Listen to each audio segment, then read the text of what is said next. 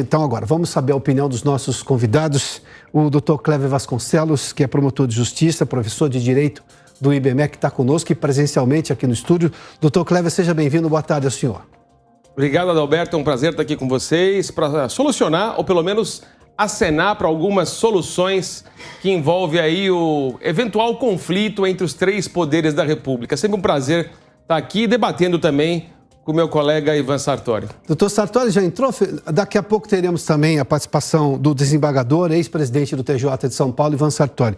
Doutor Cléver, eu começo com o senhor, porque o que está pacificado nesse momento é que sim, temos um conflito entre o TSE, sobretudo o Supremo, mas com o TSE neste momento, e o presidente da República em declarações sobre, obviamente, a segurança das eleições e visões diferentes sobre o tema. Na sua opinião, como podemos mediar um assunto como esse? Porque teremos uma eleição em outubro, isso é fato, é da democracia brasileira, é do interesse de todos que ela ocorra e, obviamente, que ocorra com segurança. O problema está aí. Qual é exatamente a segurança que cada um dos poderes vê? O TSE acha que ele é autossuficiente na segurança, o governo aponta uma série de falhas e esse diálogo não está avançando. Como mediar uma situação como essa, doutor? Olha, Piotr, é importante nós fixarmos o entendimento numa perspectiva mais abrangente. E qual é essa perspectiva mais abrangente? Vamos falar do Congresso Nacional, como você disse, e o Poder Judiciário. Eu digo que o enfrentamento entre os poderes deixa de ser um enfrentamento numa perspectiva externa para ser um enfrentamento dentro de uma perspectiva interna. E eu vou explicar por que isso. Veja bem, vamos pegar, por exemplo, uma lei que é aprovada no Congresso Nacional. A lei é discutida, aprovada e, enfim, entra em vigor. Dia seguinte, o partido político, qualquer partido político, pode promover uma ação direta de inconstitucionalidade contra essa norma, porque o partido político é legitimado, ativo, pode ser autor de uma ação direta de inconstitucionalidade. Então, veja bem, como é que a gente vai enfrentar esse problema quando um poder da República aprova uma norma e na semana seguinte ele provoca o judiciário dizendo que a norma é inconstitucional porque um partido político acha dessa maneira? Essa perspectiva que eu trago é a seguinte: os poderes precisam avaliar as suas condutas internas, porque elas têm reverberação, têm escuta lá fora. É preciso que haja entendimento interno entre os grupos políticos, ainda que distintos, dentro do poder. Isso em relação ao poder legislativo. Vamos ao judiciário agora. O judiciário, ele analisa essas ações diretas de inconstitucionalidade e muitas vezes uma liminar, uma cautelar monocrática de um só ministro vem e retira de vigor uma norma. Aí eu pergunto para você, qual é a legitimidade do ponto de vista institucional do Supremo Tribunal Federal como órgão colegiado, através de uma decisão monocrática, causar um desequilíbrio do ponto de vista da segurança jurídica que nós pretendemos? Portanto, eu avalio que a valorização da colegialidade do Supremo, da decisão plural, é muito importante. E o Supremo não se deu conta disso. Então, essas duas perspectivas que eu trago do ponto de vista do comportamento interno do poder, seja do Poder Legislativo ou do Supremo Tribunal Federal. Doutor Ivan Sartori está conosco também. Doutor Ivan, seja bem-vindo. Boa tarde ao senhor. Eu já coloco ali a pergunta. O senhor acha quem é que pode mediar nesse momento? Porque pacificada que temos um conflito entre o Executivo e o Judiciário, o Supremo e o TSE, respondendo pelo Judiciário, sobre, por exemplo, a questão das eleições. Mas os temas são até um pouco maiores. É que as eleições, nesse momento, monopolizam o debate. Quem pode mediar uma situação como essa e como o senhor vê este atual momento? Olha, eu vejo com muita preocupação esse atual momento. Em primeiro lugar, quero te cumprimentar, Alberto.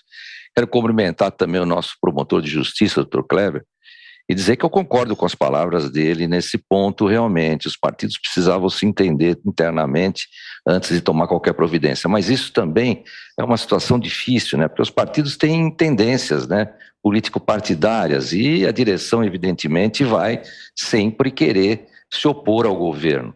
Agora, já o judiciário, nós tivemos uma reforma bem recente, não é? Ainda na gestão do ministro Toffoli, uma reforma do regimento interno, justamente para que se prestigie o máximo possível o colegiado quando a situação é institucional, que você possa haver um conflito, possa haver uma divergência ou qualquer choque institucional. Isso já é assim, mas infelizmente alguns ministros não estão respeitando isso e acabam proferindo decisões monocráticas de pronto e criam essa situação efetivamente difícil. Então, por isso que seria interessante, nesse ponto, observar essa reforma regimental e começar a prestigiar o colegiado. Não é? Agora, eu vejo que o Congresso, infelizmente, é o poder que deveria mediar isso, é o poder que deveria realmente tratar do assunto e levar os poderes ao equilíbrio, o Congresso Nacional.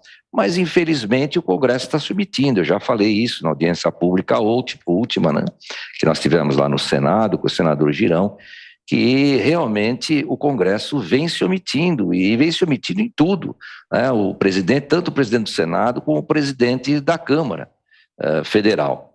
Então, isso cria uma situação bastante difícil, porque quem poderia trazer a situação à normalidade, levar à normalidade, o poder que poderia fazer isso acaba se omitindo. Mas não se sabe por que essa omissão, inclusive, permitia até que fosse buscado um deputado dentro da própria casa, do próprio Congresso, num desrespeito, claro, de um poder em relação ao outro, uma situação bastante complicada e bastante ditatorial. Então, eles se omitiram. Agora, eu não vejo mais outra solução senão acionar realmente o artigo 142, não é? Porque se não houver esse entendimento, não houver essa normalização, seria o caso efetivamente de acionar o artigo 142. Mas o artigo 142 não está regulamentado, então teria que haver uma regulamentação urgente. Como seria implementado isso? Haveria uma representação? Só o presidente e os presidentes da Câmara e do Congresso poderiam representar? Ou será que um grupo de parlamentares ou os parlamentares também poderiam representar? Não é? Então isso precisa ser debatido. Qual seria a instância judicial que resolveria isso? Será que o Superior Tribunal Militar entraria nessa instância? Poderia ser chamado substitutivamente ao Supremo, já que o Supremo estaria aí como poder coator, enquanto os demais seriam o poder coacto. Então, isso tudo tem que ser analisado e pensado. Eu acho que é viável, mas do jeito que continua a coisa, não se pode mais, se pode mais permitir que a situação vá se agravando desse jeito, cada vez mais deteriorando. Agora, com a eleição, por exemplo, você não poder discutir sobre as urnas, se as urnas são ou não são aptas a receber os nossos votos, doutor, elas podem ou não ser violadas. Isso não é um excesso de protagonismo no Supremo Tribunal Federal? Porque eu preciso restabelecer a lógica democrática como todo mundo aprende nesse país. Eu tenho, sim, o presidente eleito e eu tenho um Congresso que, além de fazer leis, é exatamente o fiscal do Poder Executivo. Sabemos disso. Aliás, um veto presidencial pode ser derrubado no Congresso Nacional. Aí já demonstra claramente que o Poder Executivo tem limites. A gente não tinha isso até então, um ativismo no Supremo Tribunal Federal. Bom, qualquer decisão do Executivo agora também pode parar no Supremo e uma liminar, e os senhores estão criticando isso aqui, pode simplesmente decidir que uma decisão executiva não pode ir à frente, independentemente da posição do fiscal do Poder Executivo, que é o Congresso. Por outro lado, também tem o Congresso. São todos eleitos ali, à exceção de 1/3 ou 2/3, dependendo do Senado, mas enfim, tem eleição a cada 4 anos e eles têm que responder ao público. E eles, obviamente, têm funções. E, obviamente, excessos podem ser contidos pelo Executivo ou pelo Poder Judiciário. Quem contém os excessos do Supremo Tribunal Federal? Porque tem uma frase, eu tenho repetido isso a exaustão aqui, doutores, e isso me chama a atenção. Tem uma frase que é das piores. O Supremo pode errar por último. Como se isso fosse um tom de justificativa. Vamos errar e é assim que tem que ser feito. Não. É o que pode errar, mas o que não deve errar. Porque se é por último, eu não tem como corrigir esse erro. E esse é o drama. Diante disso, doutor Clever, já volto ao senhor, mas só para aproveitar o doutor Sartori. Como é que eu contenho esses excessos do Supremo Tribunal Federal? Porque eu estou agora com o poder dizendo, olha, tem erros e problemas nas urnas, e é uma acusação, obviamente, é uma crítica, e vamos discutir. Não, o Supremo vai lá e diz, ou o TSE especificamente, que está tudo certo, e não se pode discutir. E qualquer discussão parece que é uma afronta ao poder brasileiro, ou seja, à República. Então, esse caso, quem deveria intervir, quem deveria a agir seria efetivamente o Congresso, não é? Colocando os pingos nos is e estabelecendo efetivamente o que deva ser. Inclusive, o Congresso tem até o decreto legislativo para poder preservar a sua autonomia, o seu poder, não é? Mas o Congresso está se omitindo. Essa questão das urnas, por exemplo, a gente fica muito preocupado. Era dever, com todo o respeito que mereçam os ministros, era dever estabelecer um amplo debate já há muito tempo atrás, inclusive com a questão do voto auditável, que o próprio ministro Barroso encampou há um tempo atrás. Tem até um vídeo que está correndo aí na WhatsApp, ele demonstrando como funciona a impressora acoplada à urna, né? Lei que foi aprovada, né? E agora, de repente, deu uma guinada e ninguém pode falar absolutamente nada. Nós não temos nem mais o direito de nos manifestar sobre essa questão. Quer dizer, ficou uma situação proibida, o candidato que se manifesta pode ter seu registro cassado. Sim. Isso ofende de morte o artigo 5º, inciso 4º e inciso 9 da Constituição Federal. Então é uma garantia que a gente tem. Agora veja, você tem também outro post rodando por aí. Você pega uma televisão de 1996 e pega uma televisão de hoje. Pega um veículo de 1996, pega um veículo de hoje. Pega uma geladeira de 1996, pega um veículo de hoje. Agora pega a urna de 1996, é a mesma urna. Ela não evoluiu. E será que só nós, e nenhum país adota essa urna mais? Só, se não me engano, 2 países do terceiro mundo, muito frágeis, que também já estão abandonando. Né? Parece que é Bangladesh, parece que Butão. Sim. Então, precisa ser discutido isso. Os ministros têm que entender que o cidadão tem que ter a garantia de que seu voto realmente seja aquele autêntico, que ele possa efetivamente eleger seus representantes. Não basta não ser violável a urna. Tem que mostrar que não é violável. Aquela história da mulher de César. Sim.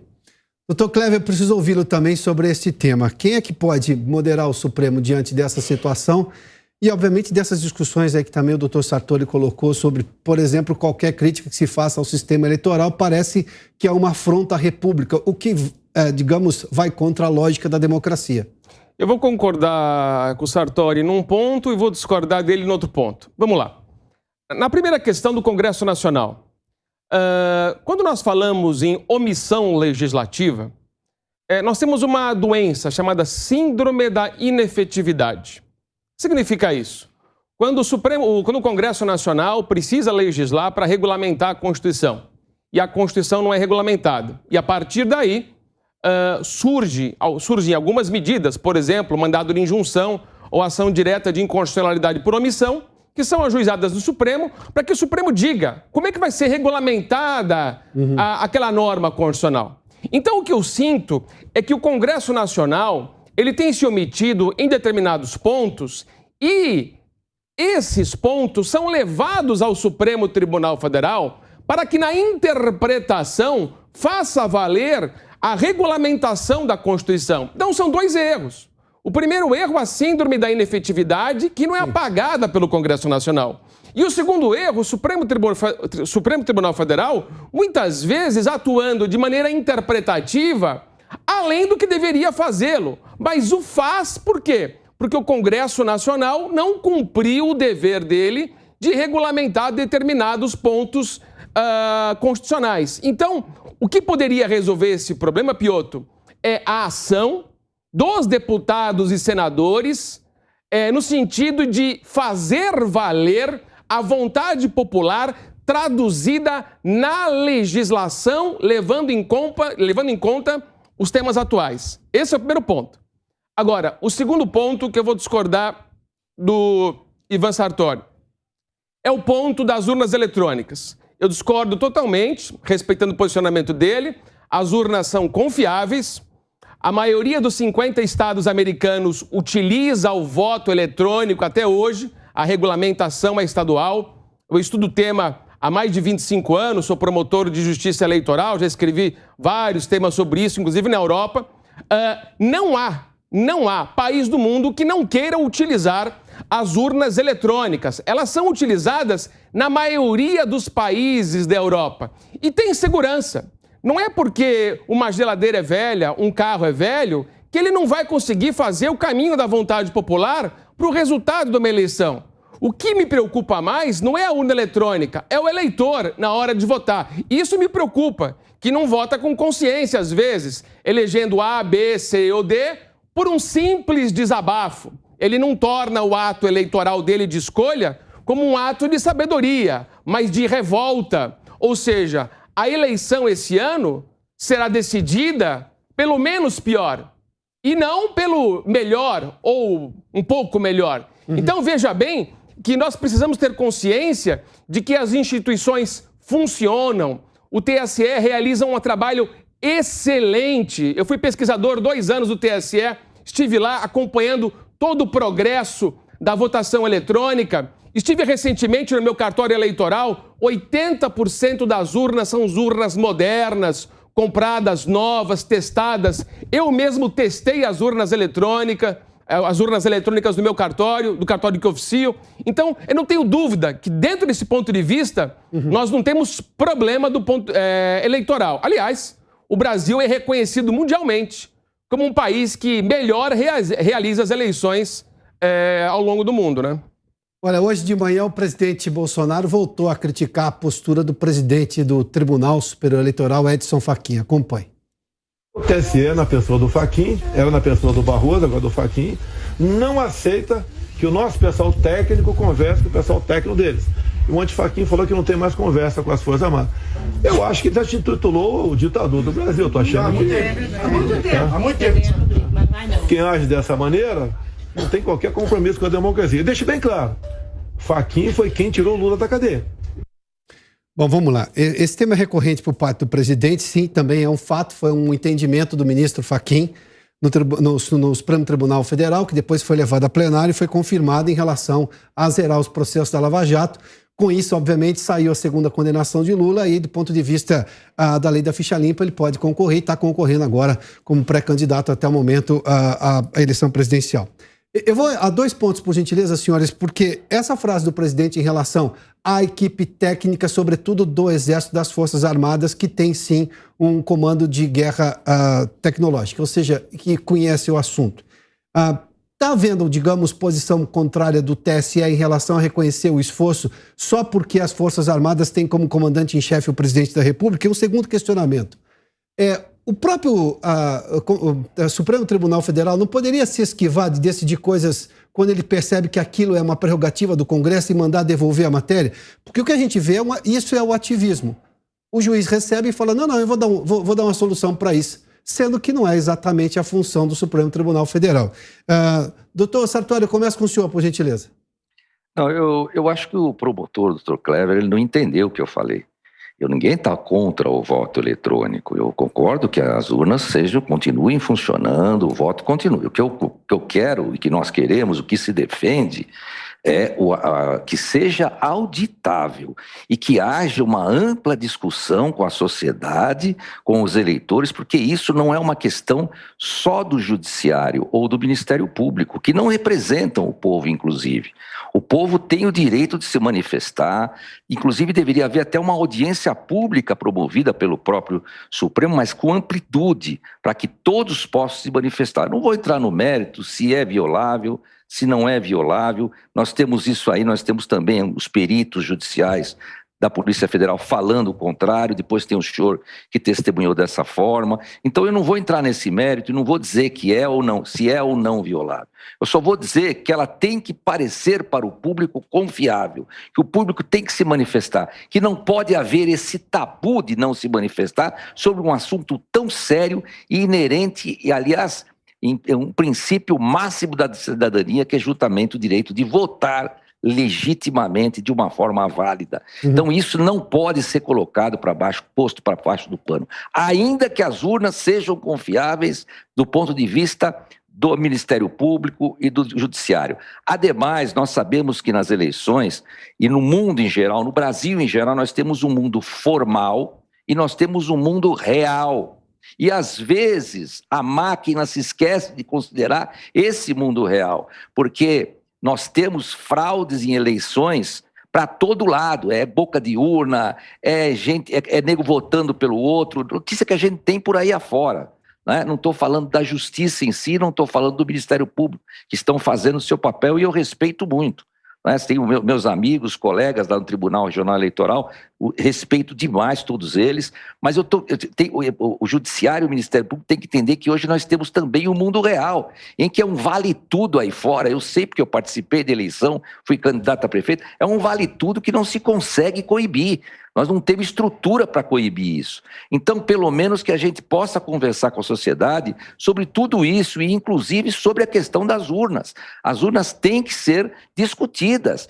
E, lógico, que seja o voto eletrônico, concordo, tem que ser, mas que seja auditável, que haja a possibilidade de uma auditoria. E isso não existe, né? Agora, com relação ao Supremo Tribunal Federal, lógico, tem um mandado de injunção, tem ação direta de inconstitucionalidade por omissão, a própria ação direta de inconstitucionalidade, o ativismo judicial moderado, de acordo inclusive com o artigo 3º e 4º da Lei de Introdução às Normas do Direito Brasileiro, a antiga Lei de Introdução ao Código Civil, lógico, o judiciário não é nós estamos num sistema que o judiciário não está adstrito a uma letra fria da lei, ele tem que examinar a questão social, a evolução dos tempos, a dinâmica. Agora, o Supremo começou dessa forma e partiu para um ativismo judicial, quando ele começou a resolver a questão do aborto, por exemplo, que não foi chamado a se manifestar sobre isso, não havia qualquer omissão sobre isso, filiação partidária também não havia qualquer omissão, e o Supremo se meteu nessa questão que não era atribuição dele, então já passa a ser um ativismo judicial. E agora, com algumas condutas que nós estamos vendo de 2 ou 3 ministros, passa a ser um ativismo político. Imagina o Barroso lá fora falando mal do Brasil e explicando uma situação de umas urnas que, como ele achou que deveria explicar de uma forma que não conferia com a realidade. Então, isso tudo já passa, já excede em muito o ativismo judicial, moderado e aceitável, até com as palavras de Hans Kelsen. Doutor Cléber, eu tenho mais 2 minutos e meio, por gentileza. O Supremo Tribunal Federal, Piotr, ele, durante 20 anos, após a promulgação da Constituição, ele adotou uma posição chamada não concretista em matéria de omissão legislativa. Como é que era essa posição? Essa era uma posição onde, quando havia uma omissão legislativa e o Supremo era provocado, o Supremo Tribunal Federal reconhecia a omissão.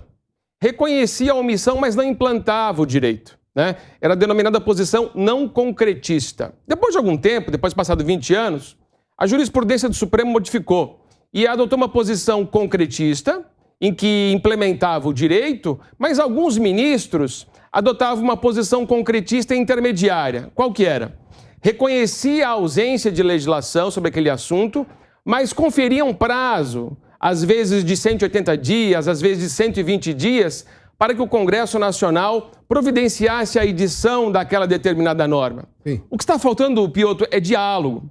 Diálogo entre o Judiciário e o Legislativo, das lideranças, dos presidentes dos poderes, no sentido de se montar uma agenda básica de edição de normas para que se evite esse indesejável sistema de decisões judiciais de interpretação que possam causar um questionamento sobre eventual ativismo. Então, esse diálogo democrático é muito importante. Eu sinto que não há diálogo entre os poderes. Isso é primordial do ponto de vista da democratização efetiva nesses 200 anos de independência que nós temos e que nós precisamos atingir. Dr. Cléber Vasconcelos, professor de Direito do IBMEC, promotor de Justiça, e também o Dr. Ivan Sartori, desembargador, ex-presidente do TJ de São Paulo.